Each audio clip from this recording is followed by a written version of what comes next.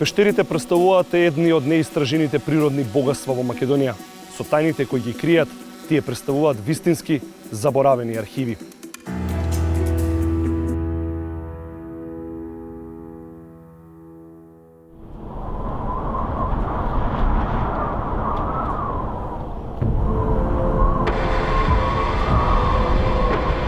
Ова ремек дело на природата со својата величинствена големина и грандиозност ќе ве остави без див, барем на момент, додека не ве предизвика да влезете во најголемиот пештерски отвор на Балканот, 40 метри над нашите глави и уште 56 метри во широчина. Пештерата Пешна е долга 124 метри, а се крие во ридот Пешна на десната страна на реката Треска, на само 6 километри од Македонски Брод. Престижниот американски весник New York Times ја споредил со пештерските сцени од филмот Господарот на прстените. Археолозите се уште ги истражуваат огромните камени ѕидини, остатоци од владењето на кралот Марко, но овде може да се сретна траги на човечка активност се до антиката. Се вели дека некогаш тука се вртеле колцата на дури 23 воденици. Уште од доцно антички период има остатоци во почетниот дел на пештерата, на делот на пештерата, но и овој дел тука сега што го гледаме е од 14 век. Според народните преданија се вели дека овие два локалитети, Пешна и Девини кули, се поврзани со некои мистични тунели и кога нели ги напаѓале овие утврденија, можеле да се преместуваат жителите на ова подрачје.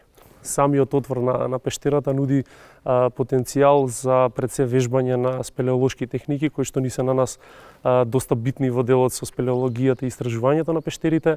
Самото нејзино формирање, изгледот на пештерата, биодиверзитетот заедно со нашите колеги од биолошкиот дел и нели нормално потенцијалот кој што може да се искористи. Сводот и ѕидовите се во неверојатни бои, од светло-зелена до виолетова, а внатре има извор на вода кој надоаѓа на пролет и во зима, но кој во сушните периоди потполно го снемува. Во пештерата се гнездат ластовици, а во неа живеат и лилјаци. Доволни причини Пешна да биде прогласена за споменик на природата, а со тоа да го добие статусот на заштитена пештера.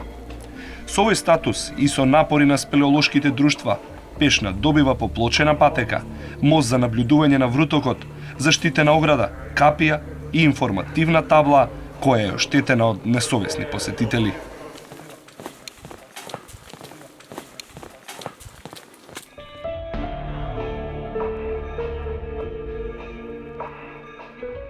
Вистинското спелеолошко богатство е сокриено неколку километри подоле, исто во поречкиот регион и во заштитено подрачје. Овде, во Слатина, се поставуваат новите стандарди за тоа како се уредува едно заштитено подрачје од овој тип. Со Слатина управува спелеолошкото друштво Урсус Пелеус од Скопје. Александар Македонски Брод и околијата крие уште едно природно богатство, тоа е Слатинската пештера. Што се наоѓа овде и за каква пештера станува збор? Моментално се наоѓаме во споменикот на природа Слатински извор, кој што се наоѓа во близина на селото Слатина во општина Македонски Брод. И моментално тука веќе пред нас се влезот на едно од најдолгите пештери во Република Македонија, тоа е пештерата Слатински извор и низината должина изнесува околу 4 километри. Има 3 влеза. Така. Кои од нив се користат и зошто постојат 3 влеза? Така. Постојат 3 влеза, природни влезови на пештерата. Сите тие се заштитени од страна на истражувачкото друштво Урсус Пелеус, нели нормално за зачувување на пештерата, која што е на тентативната листа на УНЕСКО за заштита. Македонските спелеолози успеале да истражат 800 метри, а до најдалечната должина единствено стасале французите, истражувачи во 80-тите години од минатиот век. По нивните чекори не можеше да се тргне без потребната опрема и задолжителната обука. Следно нешто, пред секи ти треба шлемот.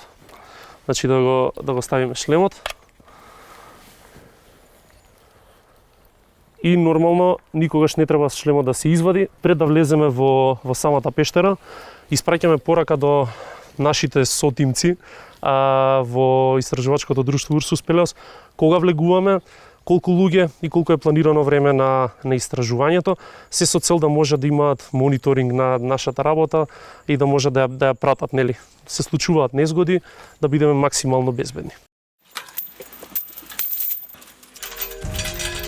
Со звукот на бравата од ниското метално вратниче се појави и отворот, кој бараше ползење и лазење во пештерскиот тунел. На места и 50 на сантиметри, а на зидовите, уште на влезот, накитени со украсни шпагети и по некој лиљак. При нашето движење во пештерите мораме да бидеме многу внимателни, поради тоа што во пештерите има жив свет, лиљаци како што може да видите таму, и мораме да имаме многу тивки за да не ги вознемириме.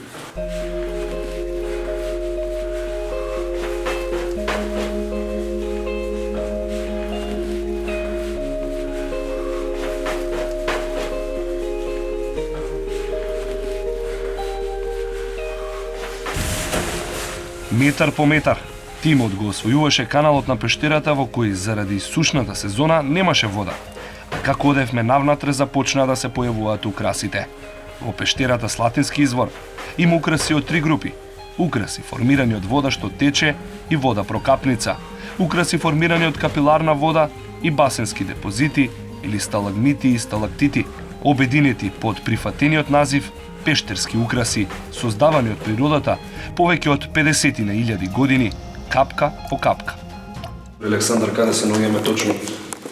Ние се наоѓаме на неколку стотина метри од влезот на пештерата и ова како што гледате е нешто што ние навистина сакаме да го заштитиме и сите наши активности на истражувачкото друштво Урсус Пелеос се насочени кон едукација и заштита конкретно на оваа пештера. Час и половина ползење за само 550 метри до најфасцинантните галерии со украси.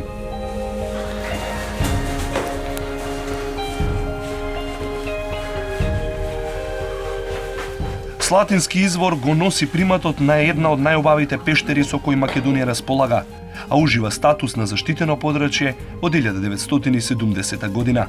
И едно од ретките заштитени подрачја управувано од Сдружение на граѓани, а не директно од државна институција. Спелеолошкото друштво Урсус Пелеос доби повратна порака дека посетата завршила безбедно. Но ако Пешне и Слатински извор се популарни или управувани, во пештерата Дона Дука, близу скопското село Рашче, тоа не е така. Пештерата се наоѓа на источните падини на планината Жедан, на 450 метри надморска височина, во близина на скопското село Рашче, а до неа води оштетен макадамски пат на кој нема знаци и насоки. До пештерата може да се стигне и преку неколку кози и пешачки патеки. Со нас е универзитетскиот професор Драган Колчаковски, кој што го посветил својот работен век на проучување на македонските пештери, со посебен фокус на Дона Дука. Да продолжиме во прво истражуваната пештера во Република Македонија на денешната територија.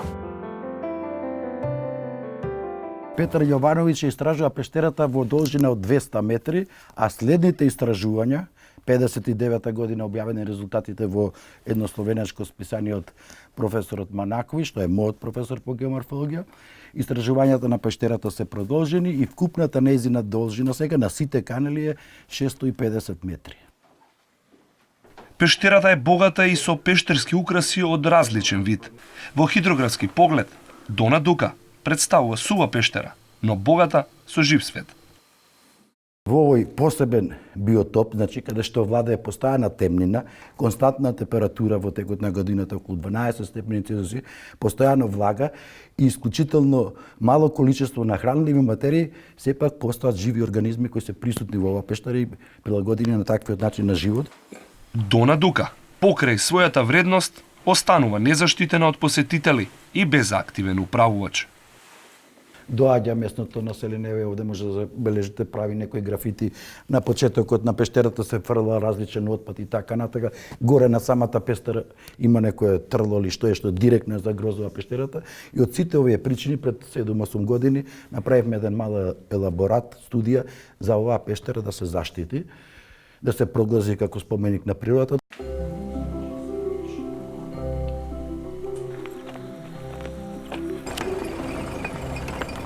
Дона Дука остана зад нас чекајќи градот Скопје да донесе одлука и да ја стави под активна управа и заштита.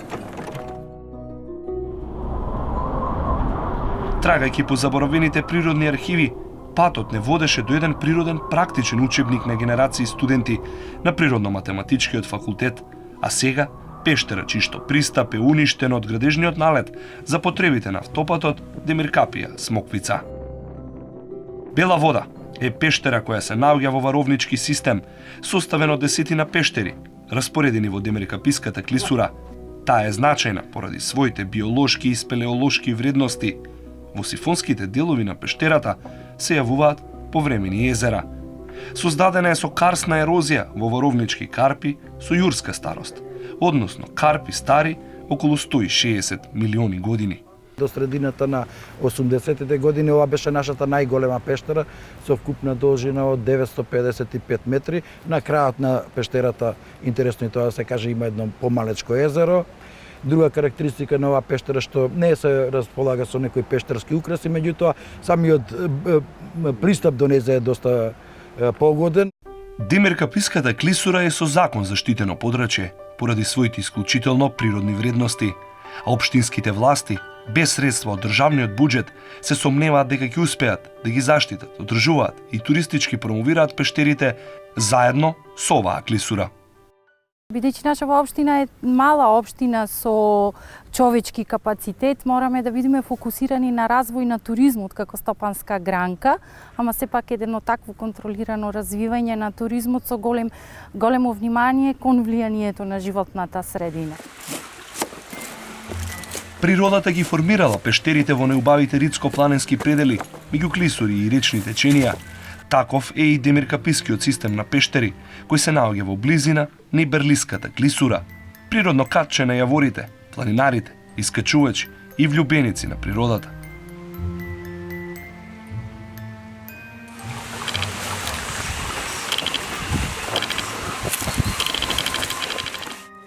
Туризам и заштита за пештерите и околните природни богатства се двете прашања кои им создаваат главоболки на експертите. Меѓутоа, за жал за туризам во Македонија, уредена е единствено пештерата Врело во околината на Скопје, а се користи и злоупотребува за профит. Овој прекрасен амбиент толку го се спакува заедно со со пештерите. Дали можеме да го извеземе и како туристички елемент на Македонија? Да го ставиме на картата на туризмот, но пред се колку пештери поседуваме, колку од нив се истражени, колку од нив можат да бидат туристички посетувани. Проценка е дека во Македонија има околу 500 пештери, плюс минус 50, тоа точната бројка не ја знаеме, меѓутоа околу 300 се истражени. Има потенцијал и за пештерски туризам, за намена во функција на туризмот на некоја пештера, но не треба во тоа да се претерува. Секоја пештера, како што ќе видиме и истражиме, ова ќе правиме туристичка пештера. Нема потреба од 2 до 3 пештери во Македонија да се стават во функција на туризмот. Не треба да се претерува како што е случај во Словенија, ја направиле таа грешка. Имат околу 30 туристички уредени пештери, но 2 се стварно во функција на туризмот, другите многу ретко се посетуваат, да не ја направиме таа грешка во Македонија, не повеќе од 3 пештери. Сепак, разновидноста на пештерите и јамите, нивната големина и височина, пештерските канали и тавани, богатството со пештерски украси, сето тоа дава можност да се разгледа варијанта за развој на алтернативен спелеотуризам и во Македонија, но ништо од тоа пред да се систематизираат и доистражат. Нема некои поголеми истражувања на пештерите во Македонија, она што е и нема систематски истражувања на пештерите во Македонија, за жал. Се вршат повеќе стихини истражувања, што од чисто истражувачки аспект на откривање на нови пештери, откривање на пештерски канали во познати пештери и така натаму, и од аспект на наука, на истражување на различни научни теми поврзани со пештерите. Одредени објекти се заштитени на хартија, меѓутоа кога ќе се земи во пракса, далеку од заштитена е состојбата, бидејќи имате одреден број на пештери кои што се под законска заштита, меѓутоа не се под управување, односно никој не води грижа за нив. Ако ви подите на терен и ги видите тие локалитети, ќе видите дека има нарушувања и дека можеби веќе и го изгубиле статусот, односно основата врз која треба да биде заштитени. Значи тие вредности кои ги поседувале пештерите веќе ги изгубиле затоа што се уништени. Последниот збор треба да го има државата, иако ги знае решенијата со кои трајно ќе се реши проблемот со недоволната заштита. Надлежните се уште молчат пред укажувањата на експертите. Формирањето на институција од типот Институт за истражување на карстот или карстните терени е идеалното и најприфатливото решение за една ваква карстна земја како што е Македонија.